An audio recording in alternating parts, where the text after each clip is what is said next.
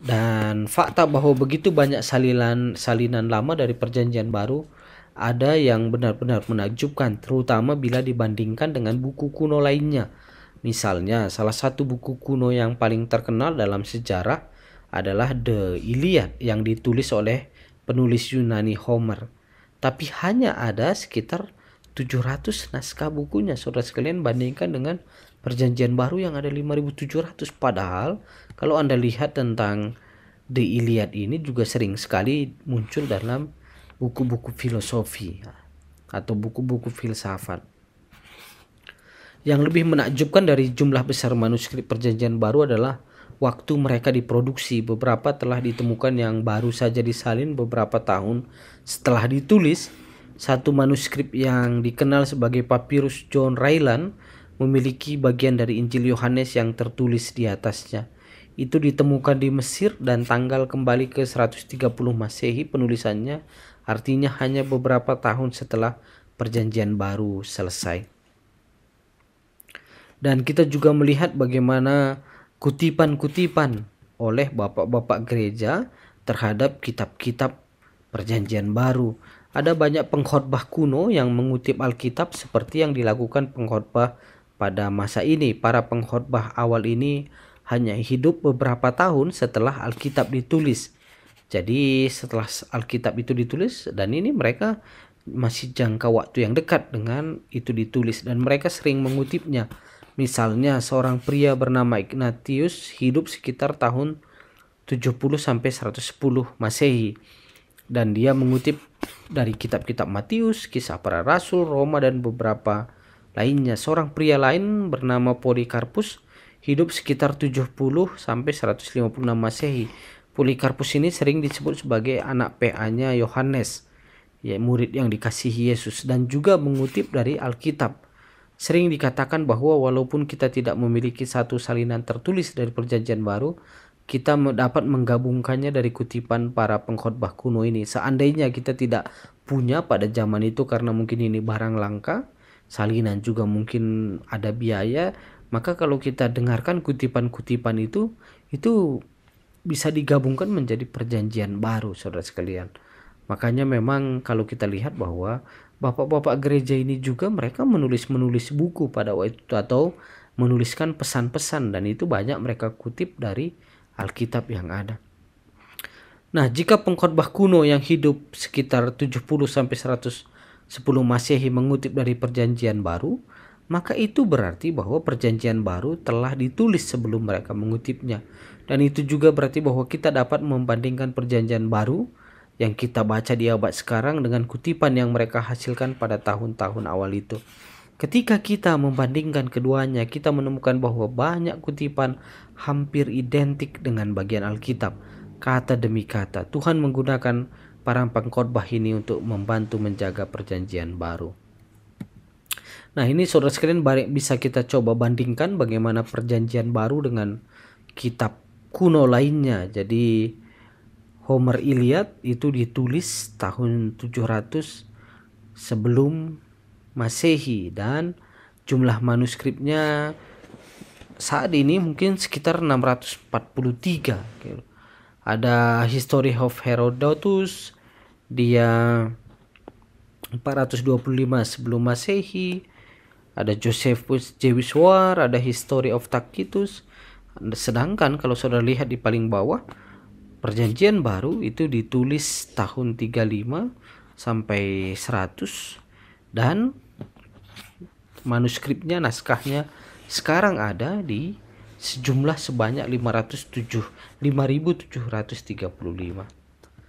Nah, yang berikutnya adalah mari kita lihat tentang aturan penulisan Alkitab. Seringkali disebut dengan kanonisasi, saudara sekalian. Mungkin Anda perlu juga nanti mempelajari itu. Misalnya pada waktu itu kan masih terpisah-pisah karena mungkin kepada Musa diturunkan ini, tetapi mereka memegang itu gitu. Nah, dijadikanlah satu buku yang isinya ya kitab-kitab itu atau surat-surat itu. Makanya kita mengatakan bahwa Alkitab itu ya satu, hanya saja mungkin penulisnya berbeda, sehingga dalam bahasa praktis kita mengatakan bahwa oh ya terdiri dari 66 kitab, padahal sebetulnya itu satu begitu, karena itu semua pesan Allah kok.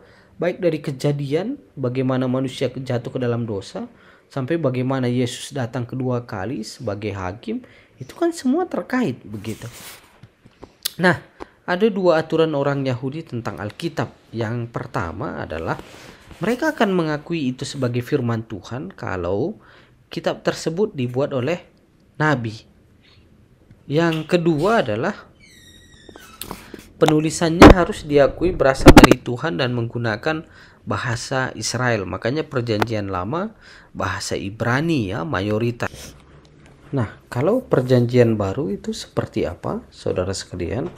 Kalau perjanjian baru, bapak-bapak gereja kita mengatakan bahwa ini dianggap sebagai perjanjian baru apabila pertama, kitab-kitab tersebut diketahui berasal dari Tuhan atau kitab yang berisi firman Tuhan. Jadi aktor utamanya adalah Tuhan di dalam. Kalau bukan, berarti itu bukan firman Tuhan. Nah, yang kedua, kitab itu ditulis oleh rasul atau nabi Tuhan. Contoh misalnya seperti Petrus, Paulus, dan juga saudara sekalian ada tekniknya untuk mengecek apakah ini memang surat yang ditulis oleh Petrus atau Paulus. Contoh misalnya saya tadi sempat sampaikan surat Thomas misalnya. Orang bilang, wah jangan-jangan itu Thomas murid Yesus yang memang menjadi saksi mata Yesus. Nah, maka mereka biasa ada beberapa teknik untuk menulis apakah ini memang ditulis oleh Thomas yang memang murid Yesus atau orang yang mengaku-ngaku sebagai Thomas. Jadi yang kedua kita lihat bahwa kitab tersebut ditulis oleh rasul atau nabi Tuhan seperti Petrus dan Paulus.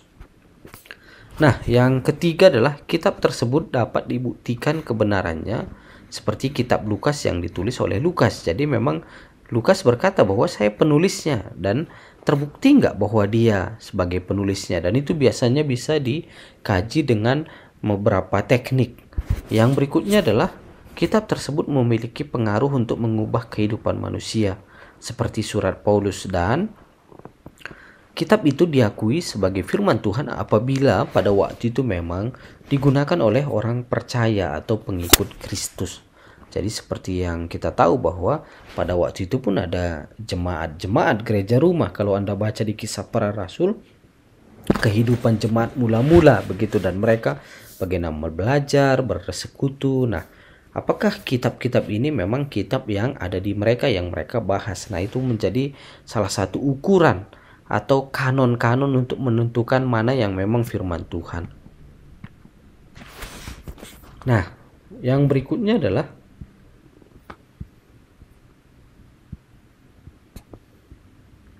apakah, nah ini saudara sekalian yang sering kali muncul pertanyaan, apakah ada kesalahan dalam Alkitab?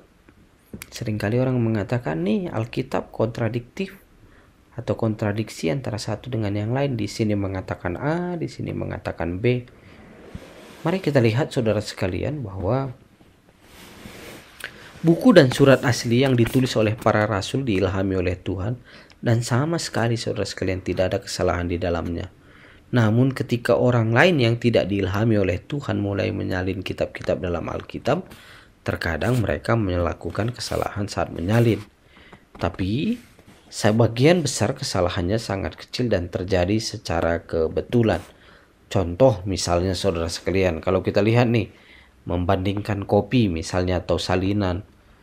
John's best friend loves to read books about the Bible. Artinya kalau kita coba terjemahkan ke bahasa Indonesia bahwa teman baik John menyukai untuk membaca buku tentang Alkitab gitu ya. Nah, kalau kita lihat di salinan yang kedua, John's best friend loves to read books about the Bible gitu. Jadi kalau kita lihat mulai hilang tandanya ya, John's-nya dengan John's yang di bawah. Yang berikutnya juga berubah sampai yang terakhir mungkin sudah agak berbeda dengan di atas bahwa John's friend likes to read books about Bible. Jadi base-nya mungkin sudah tidak muncul atau the-nya sudah tidak muncul saudara sekalian. Beberapa kata diubah namun pesan tidak berubah. Kalau Anda lihat dari atas sampai bawah, isinya mengatakan bahwa teman John itu menyukai baca buku yang terkait dengan Alkitab gitu. Cuman mungkin kata-katanya ada berubah, tapi pertanyaannya adalah apakah pesannya berubah? Enggak. Jadi begitu dengan Alkitab. Artinya apakah pesannya berubah sejak dituliskan kepada Nabi Musa dengan ke kita? Enggak, pesannya enggak berubah. Tetapi kalau ada kata-kata mungkin yang berubah, ya kembali lagi itu apakah karena terjemahan dan lain sebagainya. Tetapi secara pesan dan secara esensi tidak berubah. Sebagian besar variasi dalam salinan kuno Alkitab berhubungan dengan kata-kata kecil seperti atau de. Dan jenis kesalahan kecil lainnya terjadi saat menuliskan nama dan tempat. Jadi saudara sekalian, kalau dibandingkan sebetulnya bahwa setelah semua salinan Alkitab kuno, jadi salinan-salinan itu digabungkan, saat ini kita memiliki lebih dari 99% teks asli yang Tuhan ilhamkan kepada para penulis untuk direkam. Jadi apa yang tertulis di salinan-salinan kuno dengan yang kita baca sekarang lebih dari 99% akurat, saudara sekalian. Dan hanya 1% kurang yang memang agak berbeda, tetapi kembali lagi itu bukan esensinya yang berbeda, tapi kata-katanya. Dan mari kita lihat saudara sekalian dalam sejarah bagaimana kita Kristen orang percaya dalam Alkitab. Kita tahu juga bahwa ada masa di mana orang-orang Kristen pada waktu itu menganggap bahwa Alkitab itu adalah sesuatu tulisan yang sangat suci dan agung, sehingga bahkan diterjemahkan pun itu menjadi sesuatu yang sangat ditentang. Itu dianggap sesat, dianggap bidat. Tetapi kalau kita lihat bahwa mulai muncul orang-orang yang merasa bahwa Alkitab ini harusnya diterjemahkan ke bahasa orang-orang supaya mereka bisa memahami maknanya, supaya mereka bisa baca kapan saja. Tetapi itu sesuatu yang dianggap sesat oleh gereja. Maka orang-orang yang seperti ini juga mereka dianiaya oleh orang internal juga. Jadi mari kita lihat satu orang yang namanya William Tyndale 1494 sampai 1536. Dia adalah satu orang yang berusaha menerjemahkan Alkitab. Tetapi saudara sekalian, karena dianggap sesat, dia juga dijatuhkan hukuman mati. Tetapi yang menarik apa yang dia katakan saudara sekalian, yang juga bisa mari kita lihat untuk diri kita sendiri, bahwa Tuhan mencintai setiap orang di dunia ini. Anaknya Yesus Kristus mati untuk membuktikan cinta itu ke dunia. Cerita indah dari cinta tersebut hanya ada di Alkitab, saudara sekalian. Tuhan cukup mencintai kita sehingga dia memastikan kita mempunyai Alkitab. Nah, pertanyaannya adalah apakah kita cukup mencintai dia untuk mempelajarinya. Jadi kembali saudara sekalian, sebagai bagian penutup tentang Alkitab adalah kalau kita lihat bagaimana Alkitab yang kita miliki sekarang, sebetulnya itu otentik atau 99% sama persis dengan naskah-naskah kuno yang ditulis beberapa ribu tahun yang lalu. Artinya Alkitab yang kita pegang adalah Alkitab yang masih asli seperti aslinya.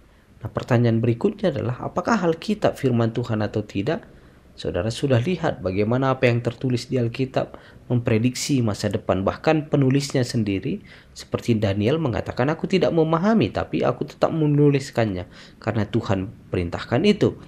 Atau di kitab 2 Timotius disebutkan bahwa Alkitab itu diilhamkan, dihembuskan oleh Allah kepada penulis-penulis. Maka melihat itu, kita seharusnya sudah berpikir, oh iya, Alkitab ini memang firman Tuhan. Sekarang saudara sekalian, kalau dengan begitu, maka mari kita berikan waktu kita untuk menyelam, menggali, mendalami apa yang tertulis di Alkitab, karena itu adalah firman Tuhan. Dan dengan melakukan itu, maka kita akan semakin mengenal, semakin tahu seperti apa Allah itu. Makanya Paulus mengatakan, yang kukehendaki ialah mengenal Dia. Jadi saudara sekalian, itu tentang Alkitab. Tuhan memberkati kita semua.